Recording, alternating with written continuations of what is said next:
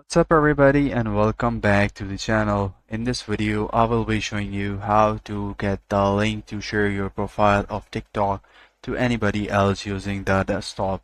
So for that the process is very simple. All you have to do is to follow this video till the end to get to know about it. So let's dive into the video. So this is the TikTok main page. Make sure that you go to the top right corner where your profile is and go to your profile. Just click on it.